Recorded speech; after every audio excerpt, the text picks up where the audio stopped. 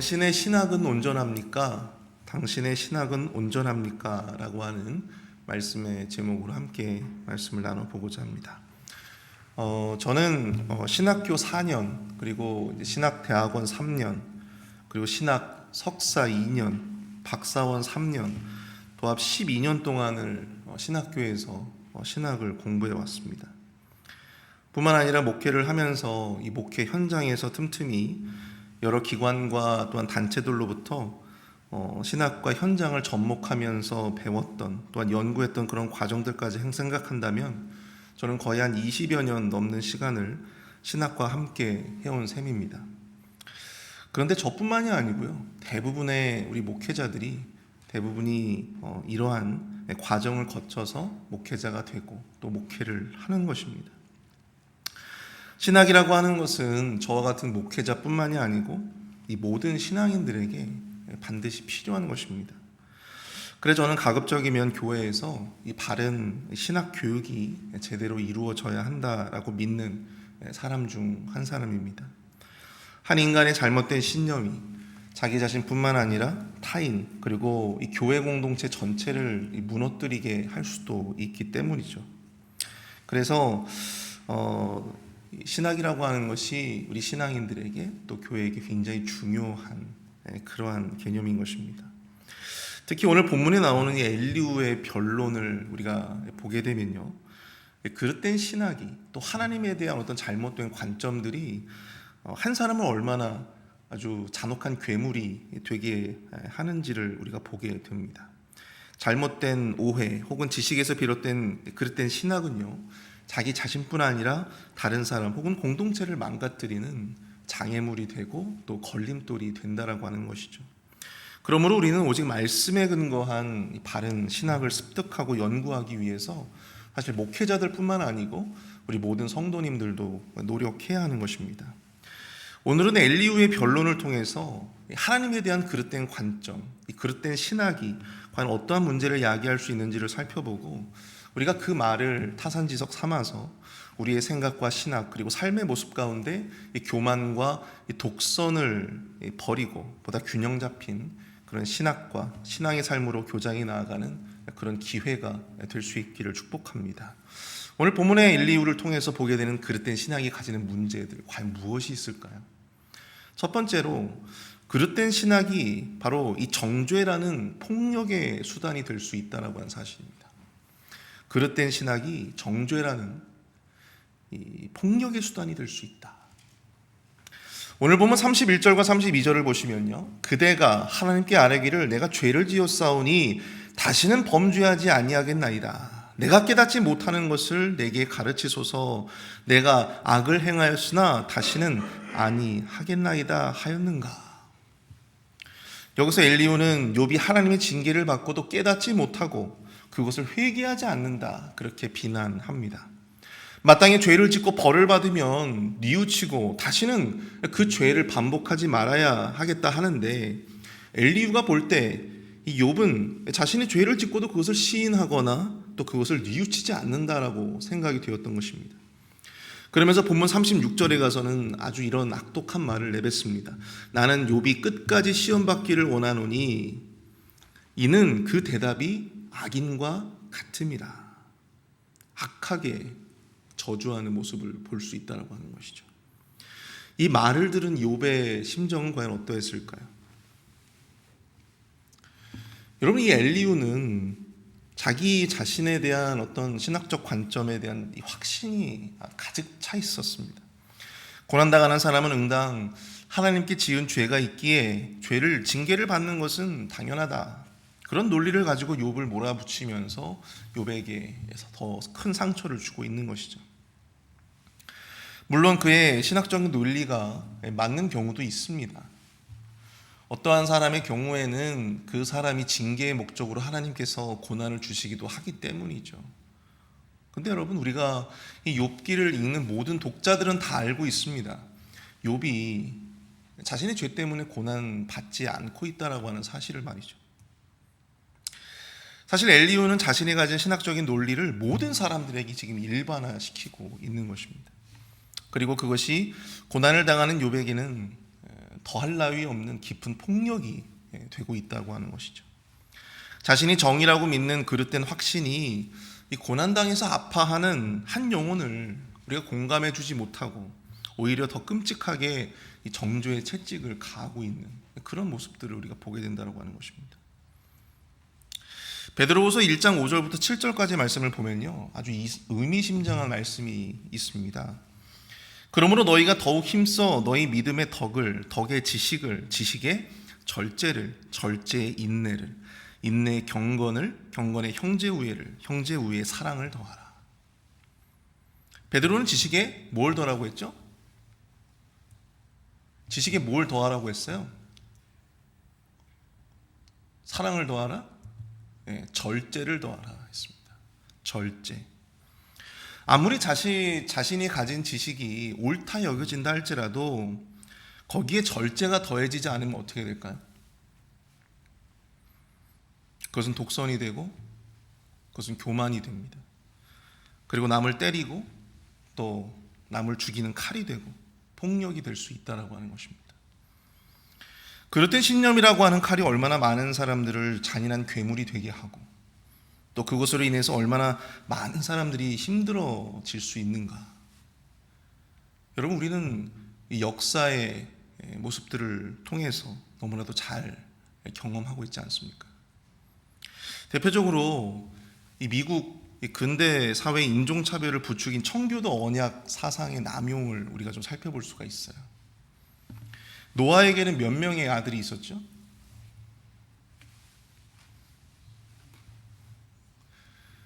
노아에게는 3명의 아들들이 있었습니다.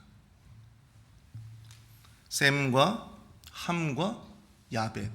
그 중에 저주를 받은 사람이 누구예요?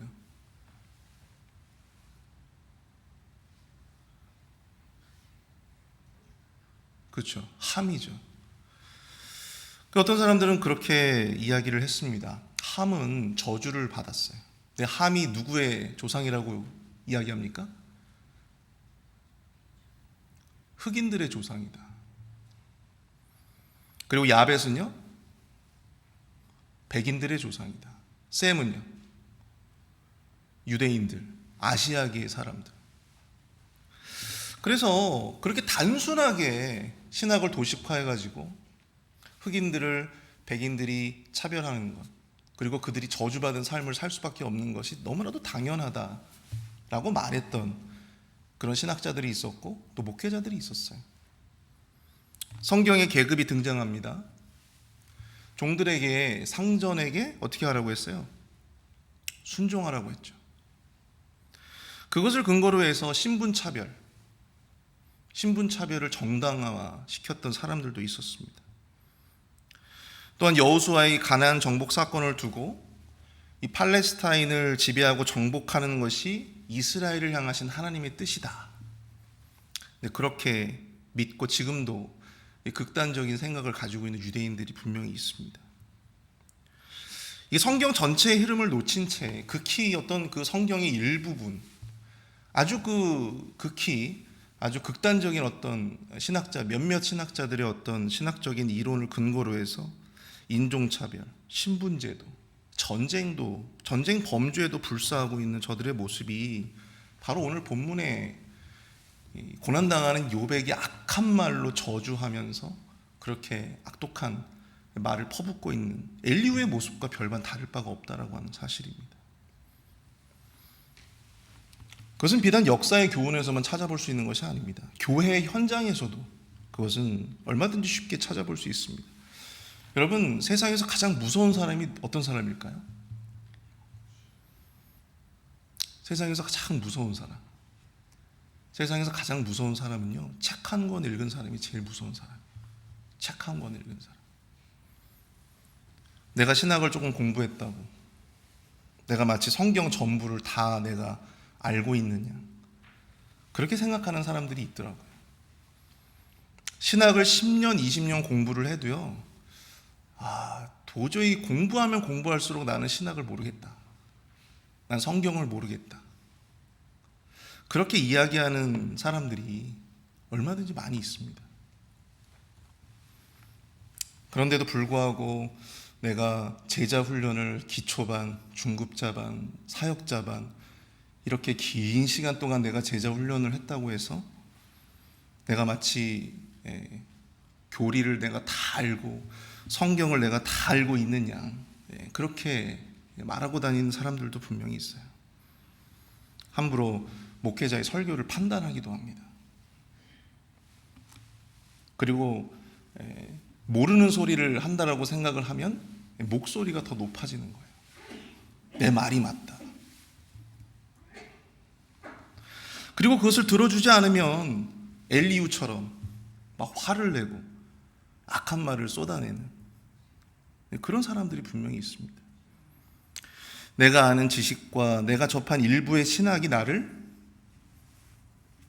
정죄의 괴물로 만들고 또 공동체를 향해서 아주 폭력적인 그러한 일들도 서슴지 않게 정당화시키면서 해가는 그런 모습들로 얼마든지 바뀌어갈 수 있다고 하는 것이죠. 사랑하는 성도 여러분, 우리의 그릇된 신념 또 우리의 그릇된 신학이 남을 함부로 판단하고 정죄하는 칼이 되지 않기를 바랍니다. 하나님의 말씀은요, 여러분들 칼이에요. 칼. 하나님의 말씀은 칼입니다. 히브리서 4장 12절을 보시면 하나님의 말씀은 살았고 운동력이 있어 좌우의 날선 어떤 검보다도 예리하여 혼과 영과 및 관절과 골수를 찔러 쪼개기까지 하며 또 마음의 생각과 뜻을 감찰하나니. 여러분, 이렇게 예리한 칼을 우리가 어떻게 함부로 그것을 휘두를 수가 있겠습니까? 아무쪼록 그 예리한 칼날이요, 다른 사람이 아니라 공동체가 아니라 바로 자기 자신을 향해서 자기 자신의 무지와 또 죄악과 교만과 독선을 제거하는 그러한 거룩한 수단이 되어지기를 축복합니다. 균형 잡힌 말씀의 신학으로 절제를 더한 그러한 지식이 우리 안에 충만케 되어줄 수 있기를 축복합니다. 두 번째로, 그릇된 신학이요, 신앙의 장애물이 될 수 있다. 자기 신앙의 장애물이 될 수 있다라고 하는 것입니다. 여러분, 그 목회자들이 제일 설교하러 가기가 제일 싫은 곳이 어딘 줄 아십니까? 목회자들이 설교하러 가기 제일 싫어하는 곳이 어딘 줄 아세요? 네, 신학교입니다. 신학교. 왜 그러냐면 이 신학생들이 들어가서 공부를 하잖아요. 내가 신학을 조금 공부했다고 이 목사님들의 이런 설교를 막 판단하거든. 비판적인 어떤 시각을 가지고 목사님들의 설교를 듣습니다. 그러니까 이게 자기 스스로에게 은혜가 될까요, 안 될까요? 자기 스스로에게 은혜가 되지 않는 거예요. 자신의 어떤 영성의 발전에 전혀 도움이 되지 않는 것입니다. 그냥 머리만 커졌지 자신의 영성에 아무런 도움이 되지 않는 그런 모습들을 보면서, 저도 마찬가지예요. 저도 그랬거든요. 그런 모습을 보면서 아, 그렇구나. 결국 그렇게 내가 좀 뭘 안다고 해서 이 목회자들의 설교를 판단하고 또 그것을 비판하고 하면 어떻게 될까요? 누구에게 가장 큰 손해일까요? 결국 자기 자신에게 덕이 되지 않는다라고 하는 사실입니다. 그건 제 경험담이에요. 내 스스로에게 별로 덕이 되지 않더라고요. 오늘 본문 5절부터 7절까지의 내용을 보시면요, 엘리후는 하나님에 대해서 이렇게 고백합니다. 그대는 하늘을 우러러보라. 그대보다 높이 뜬 구름을 바라보라. 그대가 범죄한들 하나님께 무슨 영향이 있겠으며 그대의 악행이 가득한들 하나님께 무슨 상관이 있겠으며 그대가 의로운들 하나님께 무엇을 드리겠으며 그가 그대의 손에서 무엇을 받으시겠느냐. 여러분, 엘리후는요, 하나님을 우리가 감히 가늠하거나 측량할 수 없는 높이 계신 아주 그 두려운 분으로 하나님을 고백합니다. 그것에 비하면 작고 작은 미물인 우리의 모든 행위가 하나님께 무슨 상관이 있으며 그것이 하나님께 무슨 대단한 드림이 되겠느냐라고 이야기를 하는 거예요. 그는 스스로 크신 하나님을 대변하는 대변자처럼 이야기를 하고 있지만 또 하나님에 대해서 모든 것을 다 알고 있는 양 그렇게 이야기하고 있지만, 여러분, 그렇게 이야기하고 있는 자기 자신도 하나님에 대해서 뭣도 모르는 아주 연약한 인간일 뿐이다라고 하는 사실입니다.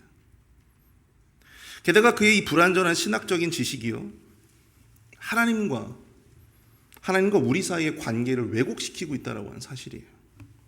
그가 말한 대로 본다면 그렇게 크신 하나님이, 우리보다 아주 멀리 계시는 그 크신 하나님께서 이 작고 작은 인간의 죄가 무엇이 그렇게 대단해서 그 죄에 대해서 징계를 하십니까? 그 작은 인간이 죄를 짓는 게 뭐가 그렇게 대단해서 하나님이 그 죄에 대해서 징계를 하실까요? 우리가 믿는 하나님이 그토록 크시고 멀리 계셔서 우리 인간과 깊은 간극을 가지고 계시는 관계라면 우리의 그런 의로운 행실이, 우리의 그런 선한 행실이 하나님께 영광을 돌리라는 예수 그리스도의 말씀, 그것은 도대체 무엇이라고 하는 이야기입니까? 예수님은 왜 그런 말씀을 하셨을까요? 너희들의 선한 형실로 하나님께 영광을 돌리라.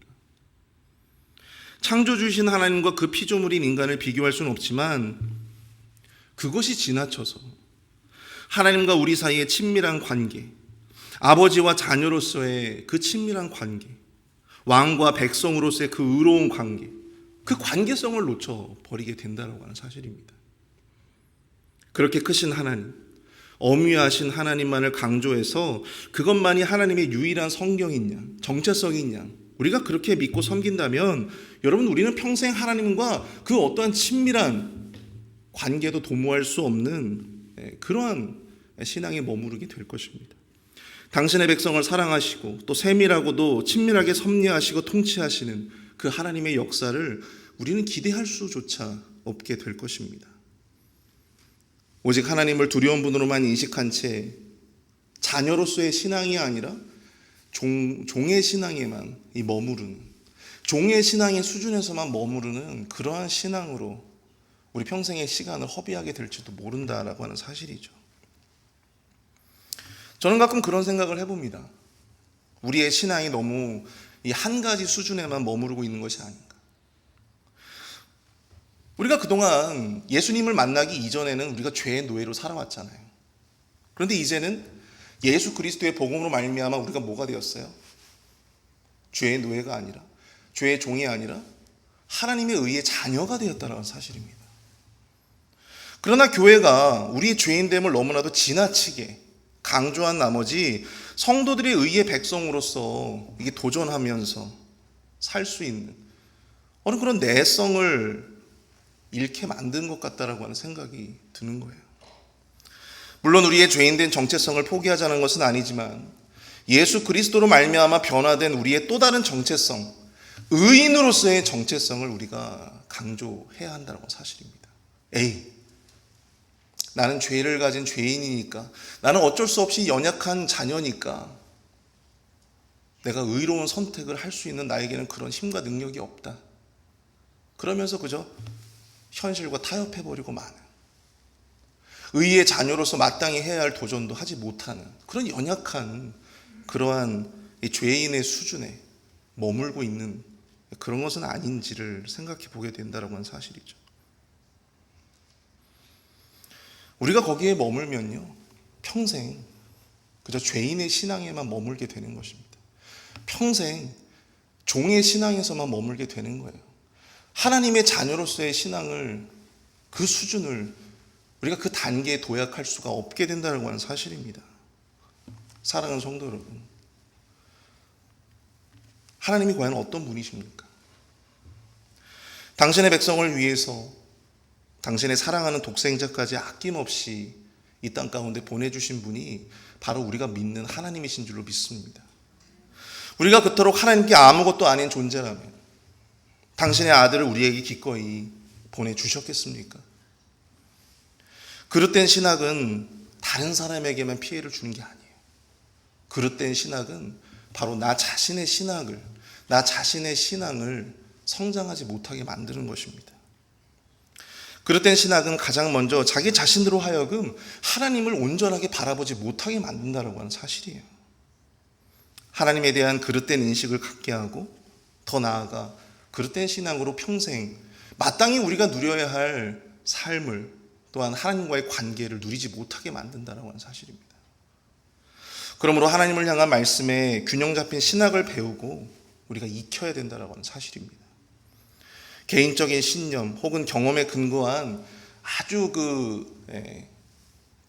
일시적인 아주 부분적인 신학이 아니라 정말 말씀 전체의 흐름을 관통하는 그런 바른 신앙과 또한 신학을 균형 잡게 갖춰갈 수 있는 그런 우리의 모든 성도들의 삶이 되어지기를 축복합니다. 우리 이 시간 함께 말씀을 생각하면서 기도하며 나아가길 원합니다. 그릇된 신학, 내가 조금 아는 일부의 지식으로 사람들을 함부로 판단하는 정죄의 칼날을 휘두르는 괴물이 되지 않도록 우리 안에 절제의 덕을 허락하여 주옵소서. 내 말이 맞다고 내 말이 옳다고 그 자체로 폭력을 정당화할 수를 깨닫게 하여 주시옵소서. 그릇된 신앙에 갇혀서 하나님을 오해하고 평생 종의 신앙으로 살아가지 않게 하여 주시고 평생 죄인의 신앙에 갇혀 의인으로서의 또한 자녀로서의 삶을 도전하지 못하는 누리지 못하는 어리석은 신앙인들이 되지 않도록 우리를 깨우쳐 주시옵소서. 인도하여 주옵소서. 우리 함께 합심해서 기도하도록 하겠습니다.